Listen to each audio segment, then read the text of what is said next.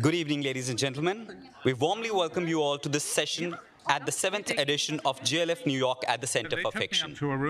It's a pleasure to present today the Poetic Imagination, Rhyme, Rhythm and Reason. Vijay Seshadri, Arundhathi Subramaniam and Nandana Sen in conversation. The session is presented by Vedre Institute. A series of multi-vocal poetry readings where different rhythms and styles converge in a joyous celebration of imaginative possibility. Pulitzer Prize-winning poet and literary critic Vijay Seshadri's poetry collection that was now, this is then, weaves through the paradoxes of time and space, offering refuge in emotionally turbulent times. Sahitya Academy Award-winning poet and author Arundhathi Subramaniam's poetry collection, Love Without a Story, celebrates an expanding kinship of passion and friendship, mythic quest and modern-day longing, in a world animated by dialogue and dissent, delirium and silence. In conversation with celebrated writer Nandana Sen, whose latest work, Acrobat, is a radiant collection of poetry about womanhood, intimacy, and the body politics that together evoke the arc of an ordinary life. Vijay Seshadri is the author of 5 collections of poem, Wild Kingdom, The Long Meadow, The Disappearances, 3 sections, and That Was Now, This Is Then, and many essays, reviews, and memoir fragments. His work has been recognized with a number of honors, including the Pulitzer Prize for Poetry. He teaches at Sarah Lawrence College. Arundhathi Subramaniam is a leading Indian poet and writer on spirituality. Her 13 books of poetry and prose, including the recent poetry volume, Love Without a Story, and a book of conversations with female sacred travelers, women who wear only themselves. Other works include the anthology of sacred poetry, Eating God Sadguru More Than a Life. Shortlisted for the T.S. Eliot Prize 2015, she is the winner of the Sahitya Academy Award 2020, the Khushwant Singh Poetry Prize, the Raza Award, the Kepo Award in Italy, among others. Her new work as editor in poetry anthology forthcoming from Penguin India, entitled Wild Women, on the female presence in Indian mystic poetry. Nandana Sen is a writer, actor, and child rights activist. She has authored 6 children's books, translated and edited 2 books of poetry, and starred in 20 international feature films.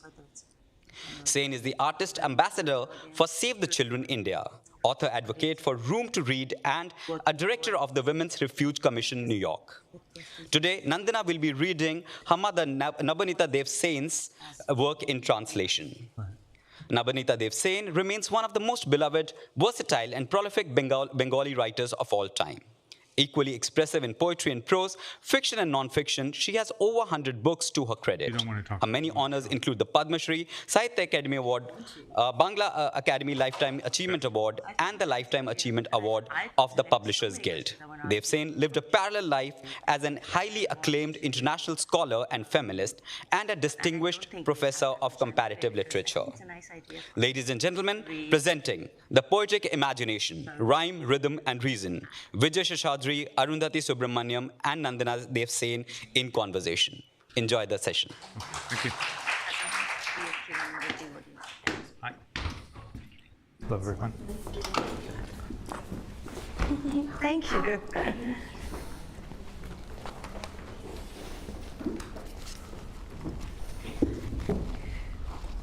Hi, everyone. Hello. Welcome to this surprisingly sunny day. We are so delighted to be here today, and many, many thanks to the Center for Fiction for hosting a celebration of poetry with Jaipur Lit Fest. I am so excited to be here with 2 of the most extraordinary poets writing today. And I've loved your poetry for years. I can't wait to hear you read them to us today. But before we do that, I wanted to ask you all of you a question. I know we're all here because we love to read poetry, but we would love to get a sense of whether any of you write poetry as well. Could I have a show of hands? 1, 2, 3, 4. About half a dozen poets here. That's wonderful that we have readers and writers of poetry. What we were thinking we would do today is really focus on the flesh and blood of poetry. We would, so a large chunk of our session today would be poetry readings. all three of us would read our poems for a bit, and then the poems would lead us into a conversation. That is what we are thinking, but it's always, conversation is always a very live thing, so it can go in any direction. And if there's a chance for you to speak, discuss your thoughts with us, we would also, of course, absolutely love that. Since time is limited, I'm wondering if, Arundhathi, you would do the honors of starting off our... Vijay is the one who's been waiting in the author's lounge. Abandoned at the This is true. Abandoned at the office. Abandoned. Vijay, do you want to? Yeah, do you want I'll to go. first? You know, Go. I mean, whoever wants to go, I'll go first. Okay, Okay. great. Yeah. I think, you know, I might have disappointed the both of you because you wanted to do something more than I wanted to do. Or Something what? I didn't, you know, I mean, I think we were going to have a conversation, and I wanted to talk about the moon landing. And we were having a nice email interchange, and then after I said I want to talk about the moon landing, I didn't hear anything from the two of you. So I am going to read. I think I'll look at my watch and I'll read 2 poems, and then check the time and maybe read one more.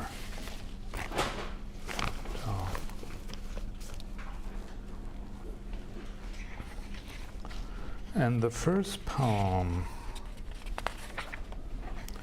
is called Soliloquy.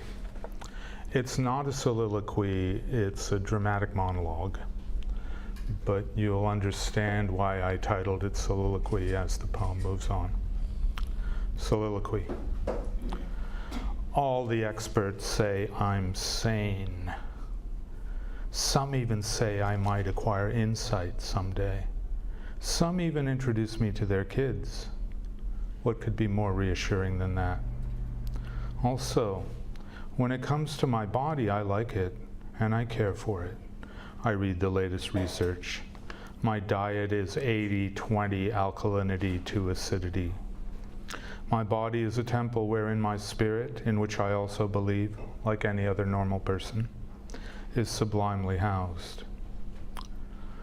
So why on a train platform just before the engine barrels in do I feel a thrill rising from my groin to my solar plexus and imagine jumping? Why on a puddle hopper from one mid-sized Midwestern city to another, going from one sales meeting to another?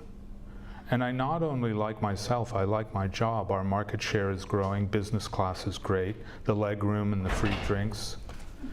Do I watch myself unbuckling my seatbelt, creeping down the aisle, wrenching counterclockwise the emergency exit's cold, recalcitrant shank, kicking open the door to the beautiful and spacious skies, and plunging 5 miles down, past the goshawks rising on their thermals, plunging to America and its billowing farms, with fields dotted here and there with big lozenges of hay wrapped in white plastic moist with the morning dew. Every time, the exquisite acceleration down the steeples of the air, 32 feet per second, the overheated mind ventilating at last, the ground coming up very fast, though not to hit the ground. No, what a piece of work that would turn out to be. Or to be slammed like a caddisfly against the train's bullet head, traumatizing the poor, pitiable engineer. A guy just like me, doing his job, and suddenly he finds himself face to face with horror? No, not that, never that, but simply, for the moment before the last, the penultimate moment, and the moment inside the penultimate moment, and the moment inside that and that and that. I have heard it said, I have heard it is written, I have read of it, and I have understood by reason's light within me that the moment I am speaking of stretches across eternity and never moves on to become the next moment. And to be suspended inside it is to see our pinpoint presence among the stars reversed, and the stars themselves coalescing into a perfect orb small enough to hold in the palm of the hand, from the center of which being shall look into your eyes. Who wouldn't jump for a chance at that? Yesterday in the General Mitchell International Airport, in the city of Milwaukee, in the state of Wisconsin, I was served an arresting fortune cookie at the Chinese restaurant there. It read, "Life cries out, be. O ancient sages of the Middle Kingdom." Of course, of course. Mm-hmm.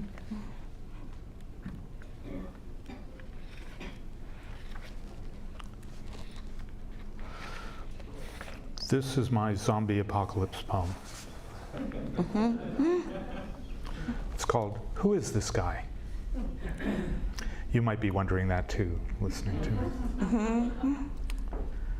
Now that I'm dead too, just like the living dead on TV, fat chance that the merely living will be saved by doing what they did when I was merely living, nailing their doors shut against me, hurricane-proofing the windows, positioning snipers at the embrasures.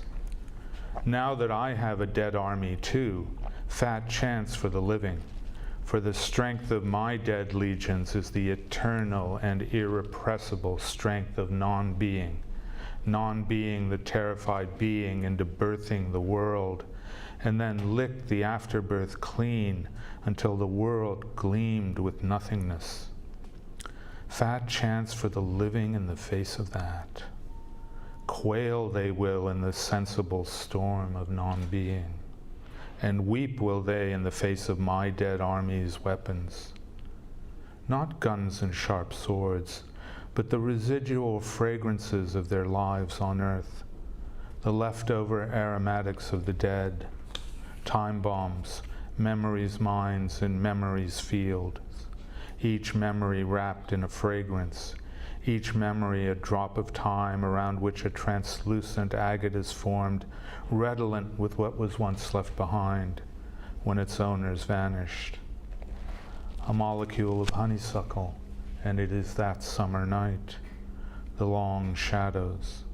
The risen full moon casts a veil of leaf shadows over a face. The eyes swim up at you. Then an odor of roses, but powdery and particulate. A stewardess at the dawn of the age of universal jet travel. Your mother holds your hand in hers. You will be given biscuits in foil and chocolates made in a country called Switzerland. Then the burning maple leaves. Then the faint odor of tin before the monsoon sweeps in. Then the torrents in the gutter and the smashed mango pods. Then the rainbow. Then the rich, delicious mildew of the trailer on the floodplain. You forgot yourself there.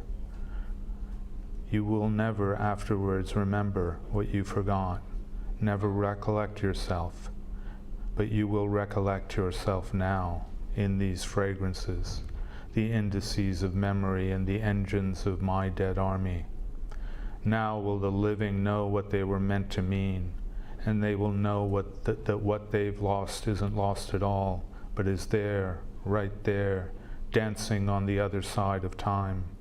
What they were and what it was, what it meant and what it means, just on the other side of time. The confusion can't be endured.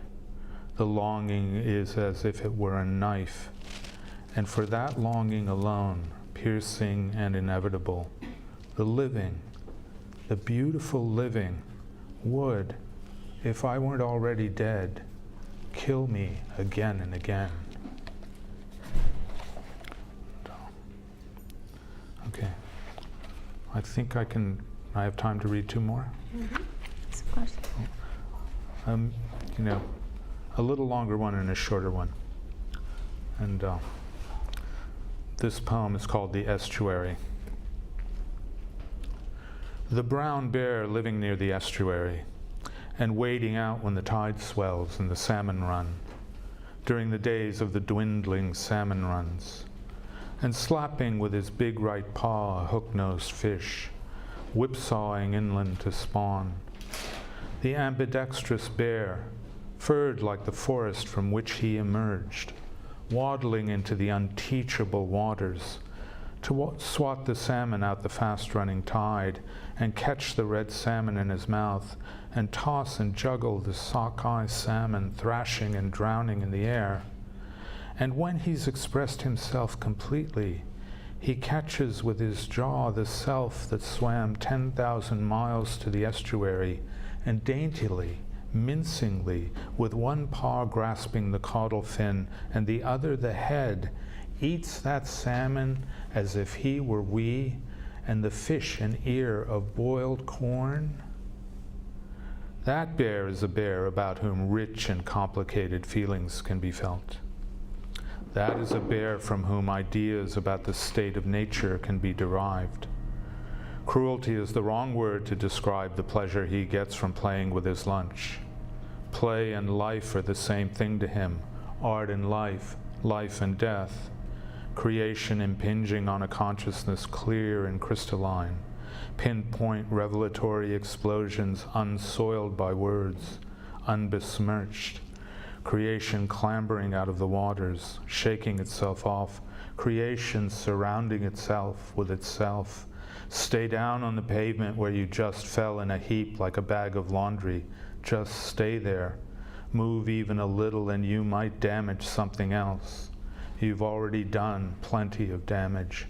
Stay down, supine, stay down, and let the giant buildings loom over you. Let them in their abstract imperium stun you with their indifference. Wasn't that the reason you built them in the first place? Stay down, and ask yourself, could I be the bear in this fable? Could I be the fish? Could I be whoever is imagining all this? And this last is a short poem. It's called To the Reader. In your case, it's to the listener. To the reader. I'm writing this so I can tell you that what you're thinking about me is exactly what I'm thinking about you. What you're reading is exactly what you're writing, by the light of a taper deep inside yourself, at your walnut secretary. These words are saying what those words say, and these and those are those and these, mine and yours, and have no meaning, only form. Talk about being one with others. We correspond one to one, and there is a grandeur in this. You'll understand that someday. Just now, though, you're stupefied at this spooky action at a distance. So would I be, and I am. Thank you.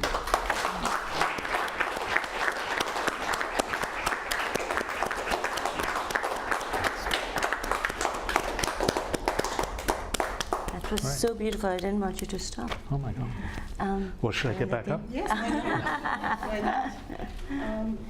Did that mic work, or were you using your own? I don't, the mic was there and I was responding to it, Okay. But I think I'm mic'd up myself, yeah.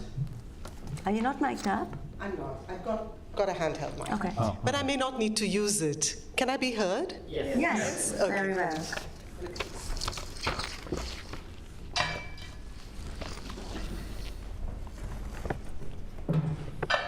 So it feels good to be back here at the JLF, and particularly good to be reading with Vijay, and look forward to hearing Nandana as well again. I want to start by reading poems, some of which have actually been suggested by Nandana, but poems largely from the most recent book, Love Without a Story. Sometimes one admires the poetry of a few people a great deal, feels a deep sense of kinship with the poetry, and then you make the mistake of meeting the poet. So there's a sage bit of advice by an Indian poet called Eunice D'Souza, who says, best to meet in poems. I grew up in an age of poets. I grew up in an age of poets who told me joy was for cabbages, until I found that beneath their smoking empires of sulfur, there lay a shiver of doubt, that they wondered, as I did, about what it might mean to be leafy, to wilt, to be damaged sometimes by upstart caterpillars, and still stay green, chaotically, wetly, powerfully green. Now, I meet poets who exchange visiting cards, are best friends with the dentist, all dankness deodorized. Their poems cool seashells, their laughter splintered eggshells. Poets who never seem to wonder about cabbages at all. Still best to meet in poems. I have a cluster of friendship poems in this book, and here's one. Deleting the Picture, for AA, 1967 to 2015. It's 2005, and we're almost glamorous, the five of us. The chairs are cane, my shirt batik, the sunshine Goa, and Heineken. We've deleted makeshift faces, borrowed persuasions, stances without journeys.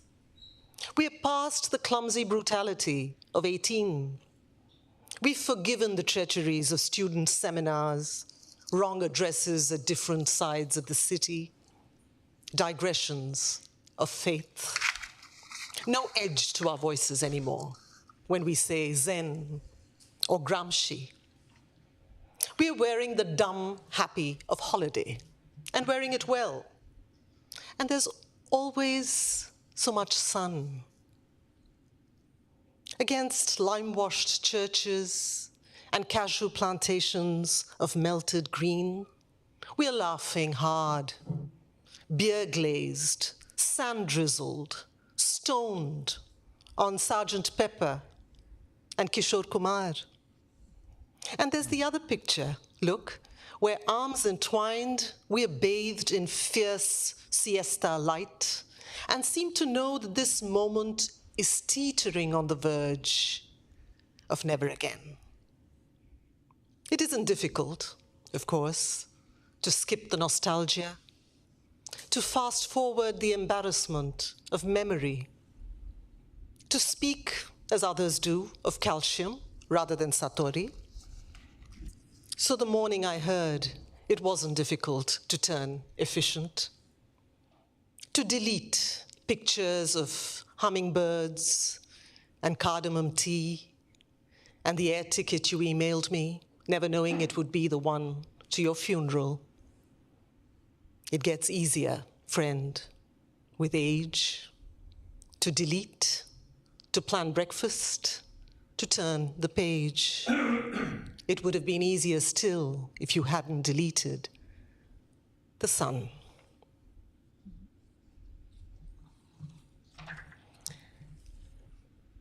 I have a bunch of mythic characters who wander through my poems and who often sit cheek by jowl with contemporary figures. And I had a very young, sprightly woman in England come up to me and ask me how to unpack the Indian mythic references in my poetry. And I told her that, well, I answered her, but it felt like she required a fuller answer. And so this poem, How to Read Indian Myth.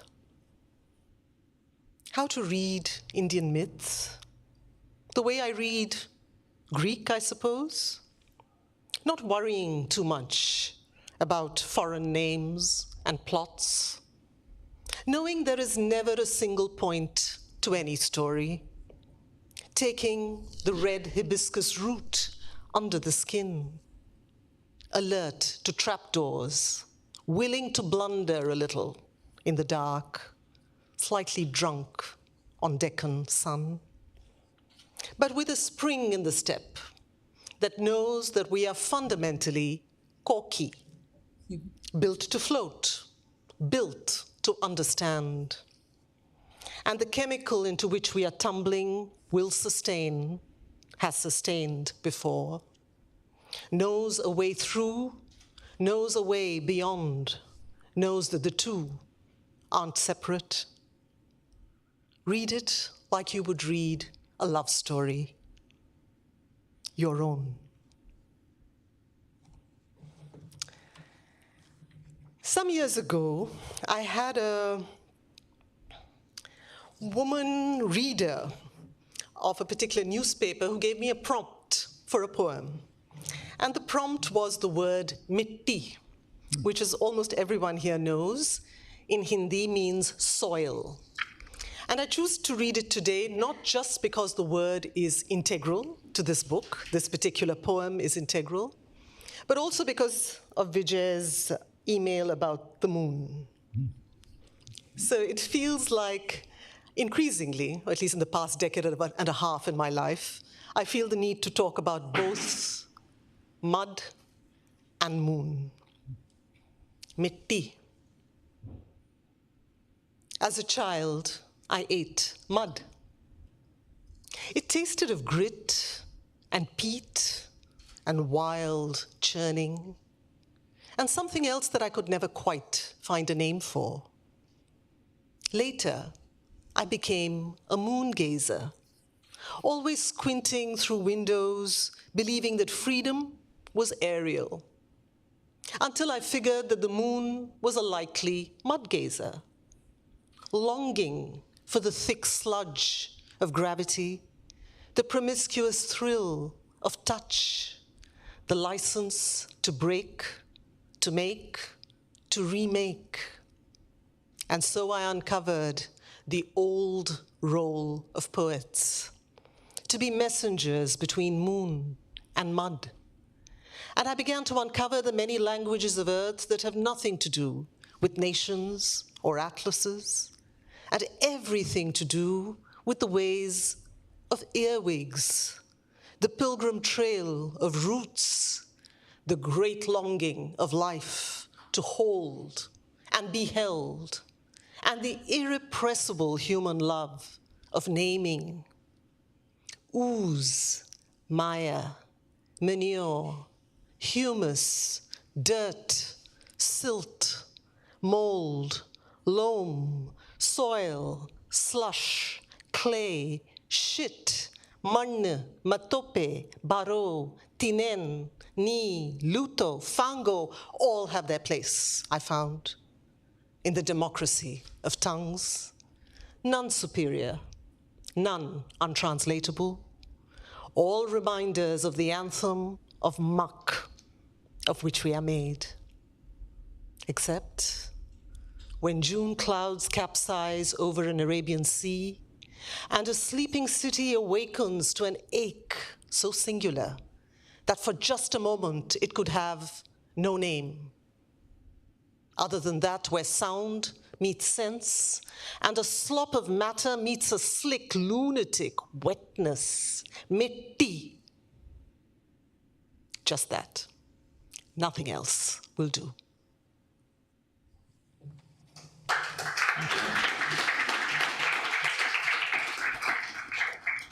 And the last two poems. I'm reading this one for Nandana because much of her work is a tribute to her mother and her extraordinary literary legacy. This one is about mothers, but it's also about that moment when one has what I what I think the Buddhist scriptures call the turning around in the seat of consciousness. When you turn around at a certain moment in your life, and you will do it, of course, as we all do many times in our lives, you turn around and see that what you thought of as the backdrop of your life, the context of your life, is actually alive. When landscape becomes woman. I think I was 8 when I looked through a keyhole and saw my mother in the drawing room in her hibiscus silk sari, her fingers slender around a glass of iced cola. And I grew suddenly shy for not having seen her before. I knew her well, of course. Serene undulation of blue malmal, wrist serrated by thin gold bangle, the gentle convexity of mole on upper right arm, and her high arched feet, better than I knew myself. And I knew her voice like running water, ice cubes in cola. But through the keyhole at the grown-up party, she was no longer geography. She seemed to know just when to incline her neck, just when to sip her swirly drink. And she understood the language of lacquered nails and baritone voices and words like emergency. I could have watched her all night. And that's how I discovered that keyholes always reveal more than doorways. That a chink in the wall is all you need to tumble into a parallel universe. That mothers are women. And the last poem is a short one. It's called Memo, and it's one of the many memos I write to myself, and maybe some of you do too. Perhaps something here will resonate, and perhaps it won't. Memo.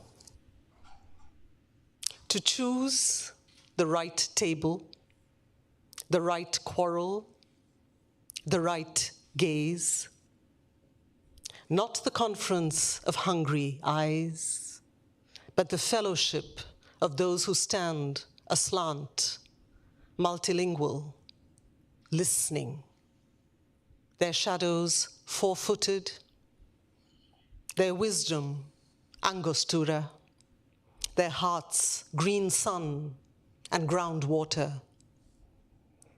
Those who hope to cut through the fog, uncurdle the dream, but still weep unoriginally for the moon. Back to the moon. Yeah. Thank you.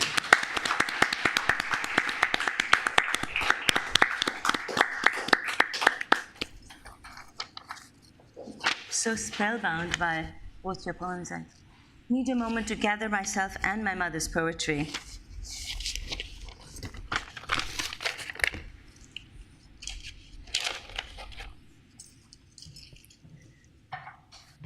I thought I would start by reading to you the title poem in Bengali. It's a short poem. Most of my mother's poetry was short. I'd love you to have a sense of the cadence of Bengali. I actually don't have the Bengali version with me, but ironically, I know all of my mother's poetry by heart, but I cannot remember any of my own translations. I have to look at the book to be able to read my translations of her poetry. Madari. ভেবেছে সে বুঝি খুব সুন্দর মাদারি খেলা জানে দুহাতে সময়কে নিয়ে লোফালুফি এখন তখন দুটোই নাচাবে দুমুঠোতে হেঁটে যাবে দড়ির ওপরে ভেবেছে সে সব কিছু পারে জীবনে একবারই শুধু দড়ি কেঁপে ওঠে Acrobat. She thought she knew acrobatics rather well, that she could juggle time with both hands, play with the now right next to the then. She would make both dance, she thought, fist to fist. And she would glide so smooth along the tightrope. She thought she could do absolutely anything at all. Only once in your life will the rope shiver. This is the one long poem that, one of the long poems that my mother wrote. She wrote it about my grandmother, Radharani Devi, who was also a very celebrated poet and a formidable feminist. As I was translating this poem, somehow this poem became about my mother and me. And the conversation that you will hear in this poem is a conversation that I've had so many times with my mother,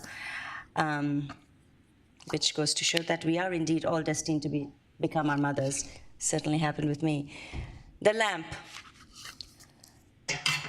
Go to sleep now, Ma. It's way past 11. 11? It's still early then. But you must go to bed. You're teaching tomorrow. Ma sits in her easy chair, thick glasses perched on her thin nose, pale fingers clutching her magnifying glass. The statesman spread out across her lap. Next to her on the table, her flask of tea, her medicines, her fragrant betel leaf in its silver case, her brass spittoon, her cash box. Behind her on the teapoy, an earthen vase filled with her favorite white tuberoses. And a wicker table lamp weaved in agartala. Before her, the alarm clock ticking away, her traveling timepiece. As Ma turns the pages of the newspaper, its noisy crackle splinters the quiet night. Closing my book, I come to her.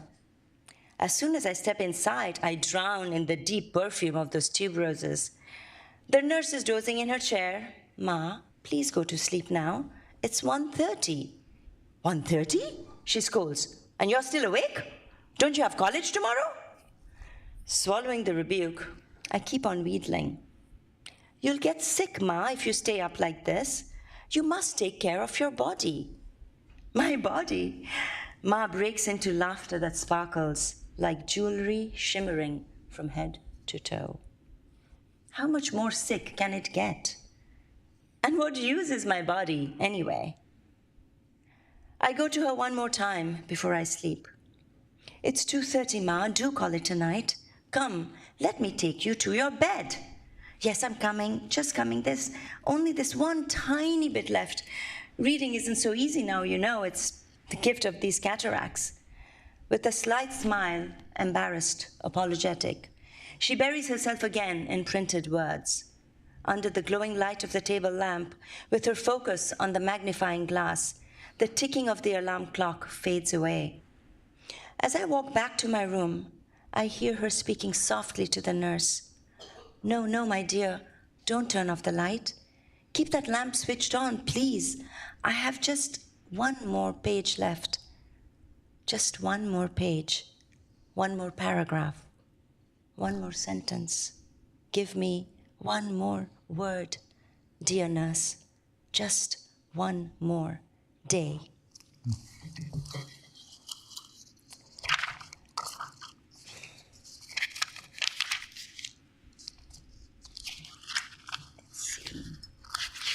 I'm just going to read.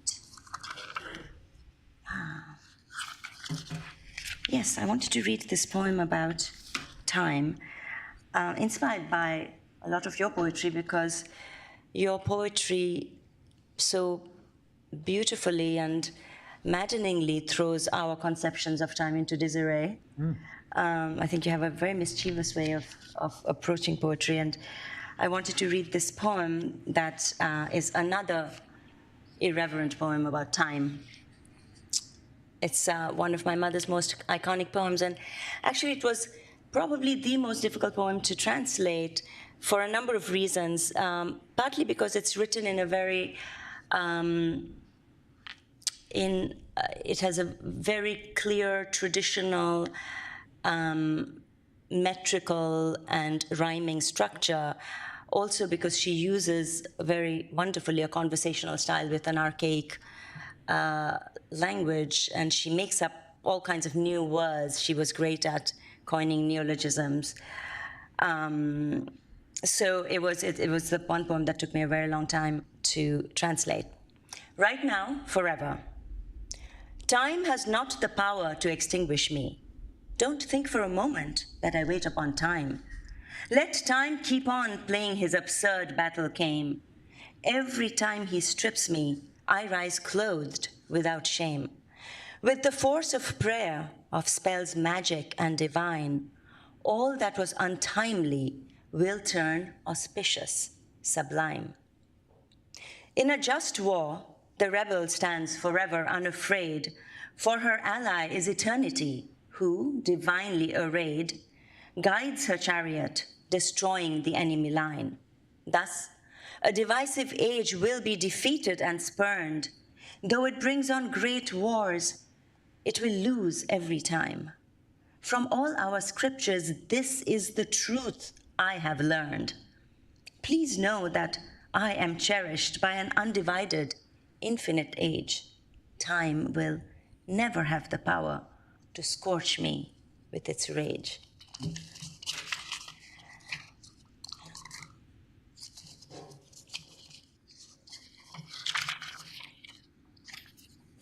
This poem that I am going to read as soon as I find it,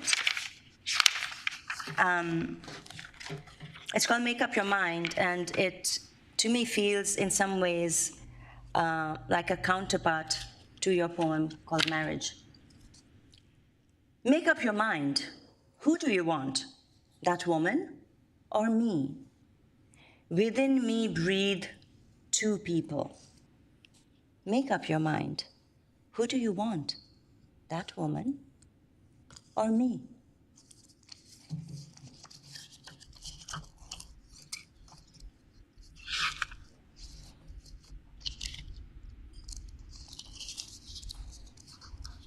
Alphabet bird.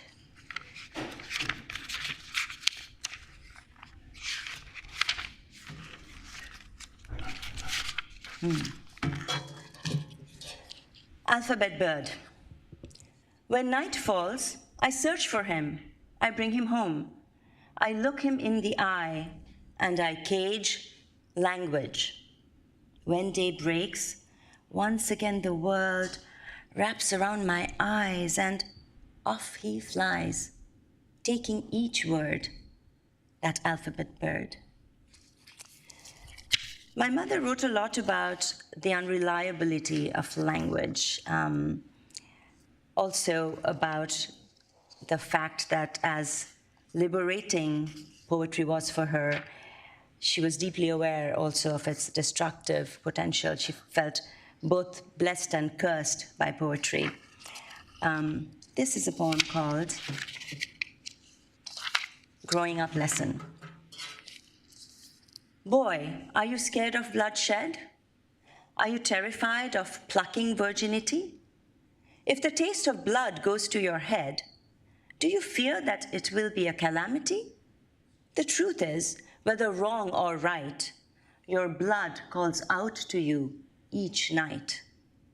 Listen, boy, it's time for you to grow. Words can be as fierce, don't you know? The treachery that lingers on tongue tips, beyond the world that all your dreams show. Know that blood can be easily shed by lips. I'm just going to read two short poems. I'm so inspired by your poems about love, Arundhathi, that I wanted to share some of my mother's love poetry with you as well. But what strikes me about your, whether it's a poem about your friend who has just died, or a friend who's far away, or your mother or your father or a lover, there is so much, such a deep longing in your, well, actually, if I can borrow some of your words, a line from a poem of Vijay's, there is such mystery, longing, and thirst in your poems of love that I feel like I need to get into the conversation about love as well. This one is called Sometimes Love, which is... Sometimes Love. It comes when called, like a pet cockatoo. It sits on my finger, fluttering. It sways its neck, fluffs its feathers, swings its crest, and recites its practiced lines, uttering every pleasing word. My lily-white bird repeats to me all that it's been taught and sings best. Saying just what I want to hear, it pours honey into my ear. But behind my back, soon after, alone, perched on its base, my lily-white bird clatters its shiny shackles as it cackles with laughter, shedding feathers in empty space.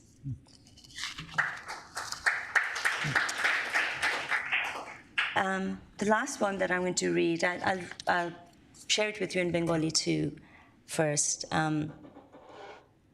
It's called Bhalobasha Baro, Love number 12.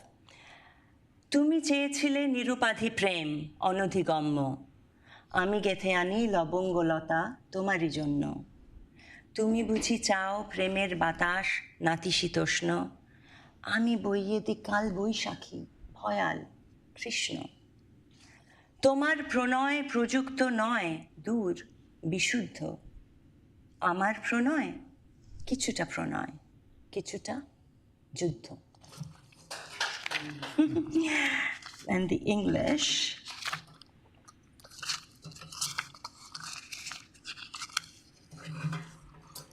Out of reach.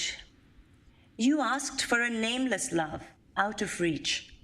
I weaved you a wreath of blooms, each to each. You want love's temperate breeze, softly sighing. I blow you a thunderstorm, terrifying. Your love is detached, afar, chaste to its core. My love is in part love, and in part war. Thank you.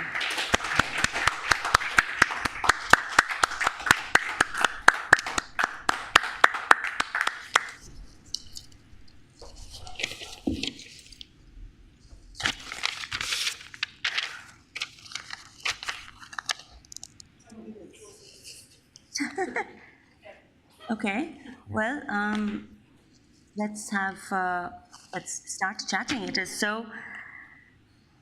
It's been so wonderful to read. I mean, I've been reading your poetry for a long time,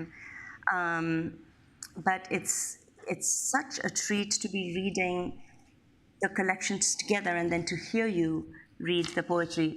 I agree that it's best to meet in poems, but it's better yet to meet in person and in discussion and in poetry. So I thought we'd just quickly talk a little bit about the origins and evolution of your poetry. I have so much that I'm curious about, but one of the things that I wanted to ask you, Vijay, I know you came here when you were 5 years old, and you've often spoken about the fact that your experience as an immigrant had a deep impact on your poetry, and that indeed at some point as a young poet you recognized that the poetry that you were surrounded by and the poetry that you loved did not quite speak to your own experience, and that that the way the racial reality that was around you was felt by you made the kind of poetry that was around you not quite relevant to what you were feeling, and that this was a moment that was a turning point in your life. Yes? Yeah. I mean, when I've talked about that, I think, it's interesting with respect to your mother's poetry and Arundhati's poetry that you can feel it springing out of a native soil in a way. Yes. I mean, and your mother is concrete and dramatic, and I think Arundhati is very, speculative and kind of overarching with a kind of transcendental motive, but both of them really spring out of both of the poetries spring out of a kind of tradition. And I think I was very much taken with American poetry as it had developed a tradition of real abstraction. And it was that I had to kind of free myself from, because it didn't quite answer to my experience. And it wasn't a great turn, because there was tremendous influence from those earlier traditions. But when I got back to New York and I really started taking myself seriously as a poet, I said, well, you know, these models reflect an experience that is fundamentally different than mine, you know. And cosmopolitan as they are, they're not my own cosmopolitanism, you know. Because I was only going to be a cosmopolitan poet. I was not going to be a poet who sprang out of the soil in some way, you know. And so the cosmopolitanism I adapted was the cosmopolitanism, to a certain extent, of people who saw themselves a little outside the system, but who were also great, great poets. You know, Auden primarily, Elizabeth Bishop, you know. And that was a more grounded and rooted poetry in relationship to the people I had been reading since then, who were highly abstract. I think that's what I meant, that, you know. And I mean, I don't know if you would agree, either of you, about the characterization I've made of your poetry or your mother's poetry, but I would agree with the way you describe my mother. I think it is, yes, absolutely. You know, but one of the things that I'm struck by the way you have spoken about your experience as an immigrant opening up panoramas for you, the fact that being on the fringe, that not having a particular place in society allows you to embrace all of it, to see it as a whole. It's very interesting because, you know, as writers, poets, artists, we often rally against marginalization. We see it as something that gets in the way of our voice, whereas the way you experienced it and described it beautifully is that in some ways it actually fed into your poetry and brought you a panoramic view that you wouldn't have got otherwise. Yeah. I mean, I think it's true of poetry everywhere and poets everywhere, that they're really, you know. Yeah. You think marginalization helps poetry everywhere? Well, you know, I mean, marginalization is a loaded term, right? Okay. Being on the margins then, let's say. Well, I mean, even that, I mean, you know, like I'm writing a lot of prose now. And in some sense, what I'm writing about is the great era of the American counterculture. And I kind of grew up in America, and I didn't know that I was not an American, right? Right. And then when I became an adult, it's sort of, I was smack in the middle of the American counterculture. And that was the counterculture was not the culture, it was the counterculture. Right. And it accommodated me and my identity, and it was a home for me for a long, long time. And I never felt marginal in that world. Right. And, you know, all of my oldest friends are people who are a part of that. And, you know, they're my brothers. They're all kind of, you know, I mean, they're white Americans, but that relationship I had with them transcended, you know, loyalties that we would have considered, and we still consider petty. You know, the whole language of marginalization, of course, comes out of identity politics, which wasn't really a product of the progressive movements of the 60s and 70s, but only of the 80s and 90s and the new millennium. And so it's always very discomforting to me to have to fit myself into these things. And it's interesting to me, I think of myself as an American and I think of myself as an Indian. I do not think of myself as an Indian American, because that's a, I agree. you know, that's a total, you know, yes, kind of identity politics hyphenation. Right. Which, you know, and if you examine the underlying premises, you know that they're sort of invidious to your humanity. Absolutely. You know, like that they're gonna, this ethnic scrum is created and you have to participate and you have a certain amount of status or a certain number of chips you can bring to the table, But I never wanted to play the game at all, and I'm a terrible gambler anyway, so whatever chips they gave me, I would lose immediately, And but, the interesting, I don't know if it's, we're all international, right? And we're Indic and international in different ways. And right. But the interesting question is, how does that relate to poetry? How would you say your mother saw herself as a poet? Because she was certainly a cosmopolitan sophisticate who had as much of a Western education as a lot of people in the West, right? Yes, and she insisted. She was completely bilingual. She wrote beautiful poetry in English as well, but she chose at a certain point to write only in Bengali, which was a political decision for her, because she felt that regional languages and literatures in India were getting at risk of becoming obsolete. Sure. And she just never. She did all of her academic writing, all of her lectures, and everything.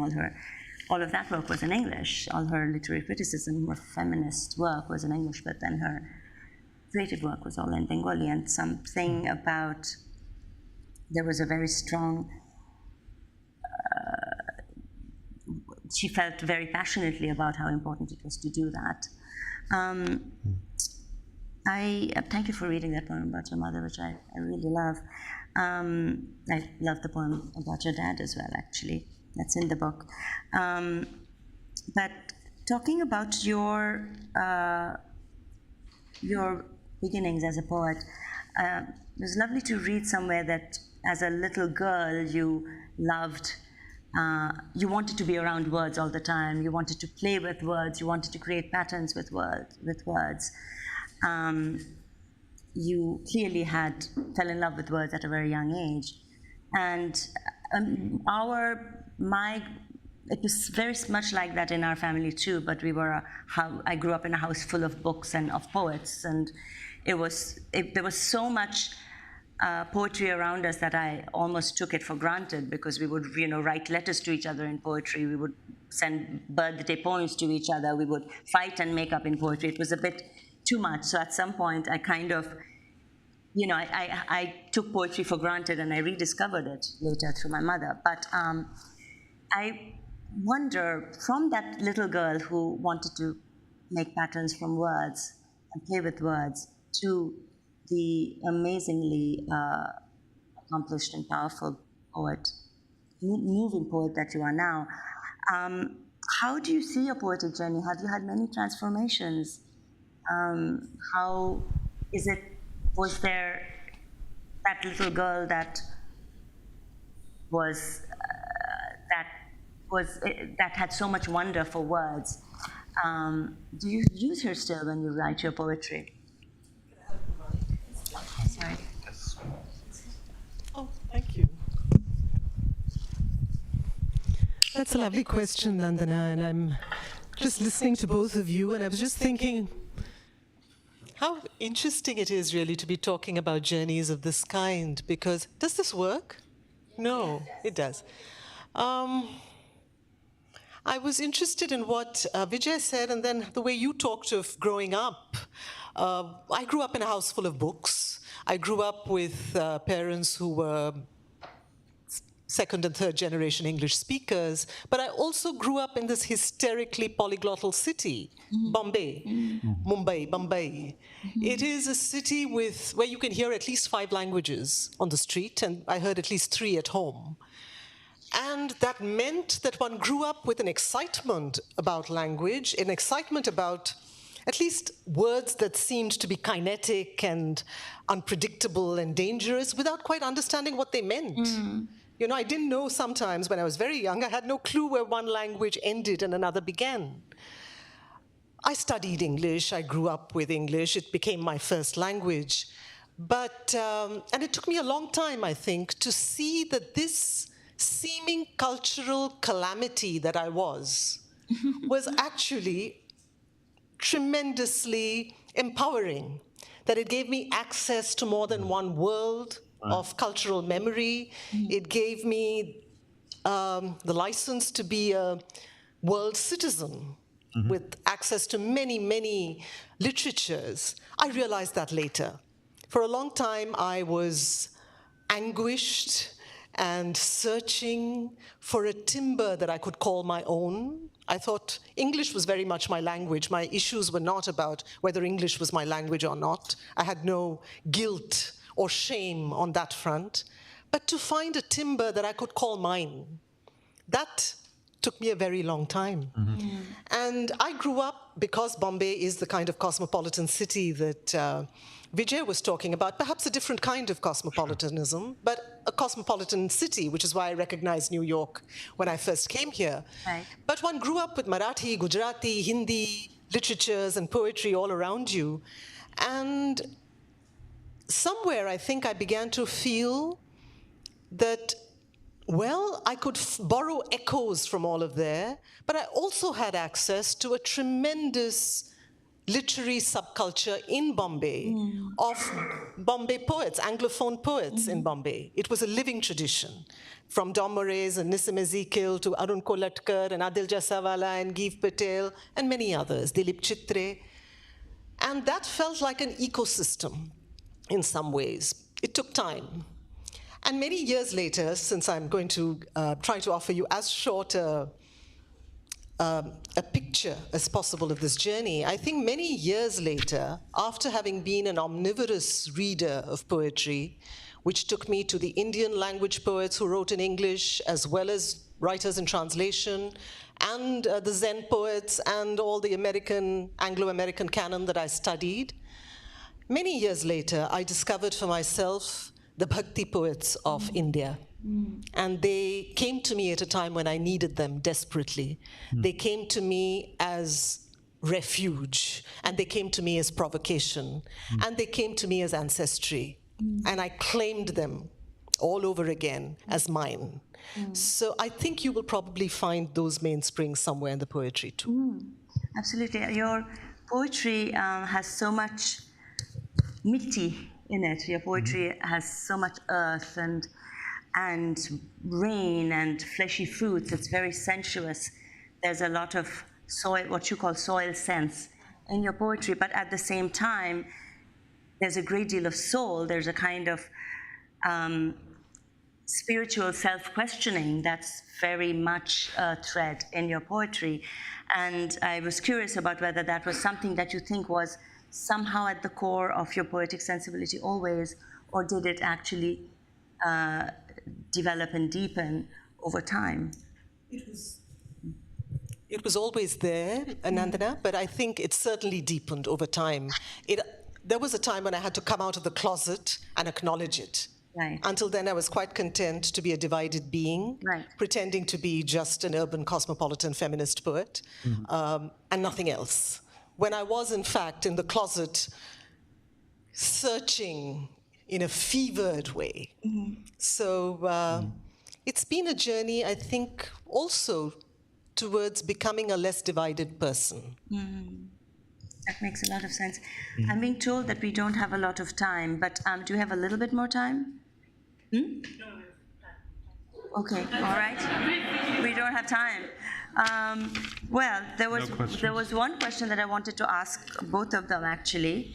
Can we end by asking that question? And actually, I would love the audience's response to this too. It's something that my mother really believed in. I mean, she believed very strongly that poetry was central to a woman's freedom, and that poetry was a vital necessity for women, like Audre Lorde believed. She felt that poetry was not a luxury, but that's not what I wanted to talk about. She wrote, and she spoke about this idea many times, actually. Let me read a little bit. A woman writer is constantly watched. Her name becomes an essential part of the text that she produces, along with her whole personal life and her body. I stopped writing poetry for a while because my readership had started finding deep personal messages about my private life in my poems, which bothered me. Inevitably, A woman writer's personal life becomes an integral part of her writing, to be analyzed and approved by the reader, which is not something the male writer experiences or suffers. I would love to hear both your thoughts on that, and if anyone has comments. But how would your response be? I think that's true. It's absolutely true. I deal with that, I think, personally, by allowing myself a particular kind of nakedness in the poetry, I think. But poetry is as much about nakedness as it is about chosen cover. Right. So it's about how you veil and how you... Selective cover. Yes, absolutely. But I think there are ways of talking about poetry and of covering yourself in myth, and the right kind of myth when you need it. And the mythic characters who interest me, or the iconic characters who interest me increasingly, are in fact many of the women of the Indian subcontinent, who have in fact spoken of the body in a way that I find audacious and exciting and edgy, and voices that I wished I had heard earlier. I had been brought up to believe that these were decorative calendar art figures, plaster saints. I don't think I was encouraged to smell the danger in that language.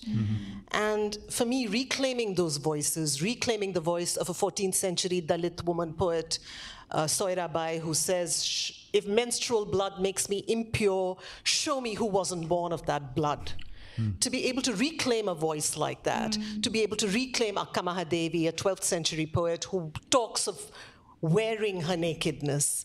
I think these have been sources of inspiration and disquiet as well, and that's been important to me. It's been important to reclaim those. Beautifully said. Can you hear me? Because I am mic'd. I think, if I had heard that quote of your mother's a few years ago, I would have said, oh, that's so 20th century. But it happens that I was asked to give a lecture on Sylvia Plath at a celebration at Hunter College of the 50th anniversary of her death.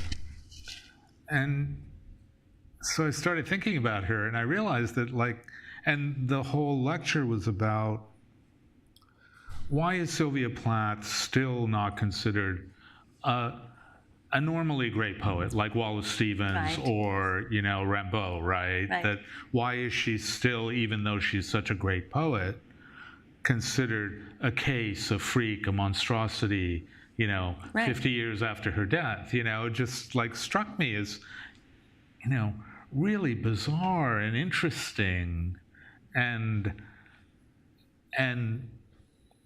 goes right to the persistence of what that quote represents. There's a kind of, and this, happens both with women and men readers of Sylvia Plath. It's not, you can't really isolate it as something, derived from the patriarchy. Right. Because women do it more, and that whole day was part of a conference, and I gave my lecture in the morning, and then I was wandering around seeing examples of exactly what I've been talking about the whole day, Right. And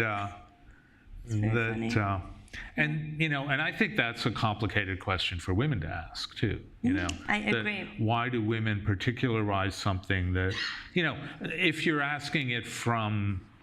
And I guess my perspective would be that there is something overarching, which is literature, something Parnassian, something like a pantheon. Right. And when you talk about Sylvia Plath, you talk about her, and I think she is a lot like Wallace Stevens.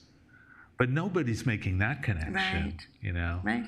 They're really still involved and enamored of her pathography. And and that's a really interesting, complicated, messy sort of thing that. It's a really great example about how much of our reading of her poetry gets embroiled in what we know about what she went through, what her challenges were, what happened in her marriage. All of those things kind of inform. Exactly. It's just what your mother was saying, that the poetry gets contaminated by the biography, Right. you know? And I don't think that happens with men poets. The biography seems to be incidental to the poetry, Right. not contaminating the poetry Right, that's in very some way. brilliantly put. Yeah, exactly. It's very odd. I mean, you women have it tough, I have to admit, you know? You really do. Thank you so I much. mean, the whole menstrual cycle thing, my God. Yes, I mean, that was a great, I have to read that You know. poem. You know, my mother translated Kamaya Devi, actually. And I see she's translated Lal Dev as well. Lal Dev as well, yeah. She did. She spent a lot of time translating our great women poets. Thank you so much, Vijay. Thank you. Arundhathi, all of you. Thank you all. Vijay, Seshadri, Arundhathi, Subramaniam in conversation with Nandana. They've said, ladies and gentlemen, let's hear it once again for them. All right. Thank you so much. It was just magical, the whole conversation, reading of the poems. Thank you so much. It was really, really magical. And thank you for being part of JLF New York 2023. Thank you so much. And thank you, ladies and gentlemen. Speakers will be available outside for signing of their books. So if you want to pick up their books and get it signed by them, please go ahead and do that. I would like to thank Center for Fiction for this fantastic partnership. As Sanjay mentioned in the beginning, this is the first time we have partnered with them. And it has been an absolute delight working with Melanie, Ileana, and the entire team of CFF. And I just hope that in the years to come, the partnership only grows stronger. Thank you so much. And today we close with a reception at Sundaram Tagore Gallery. Tomorrow we have some fabulous sessions at Asia Society starting at 4 p.m., followed by music, performance by Anirudh Verma Collective, and a reception. So please come for that as well. Thank you very much and have a great evening. Are you guys going? I'm more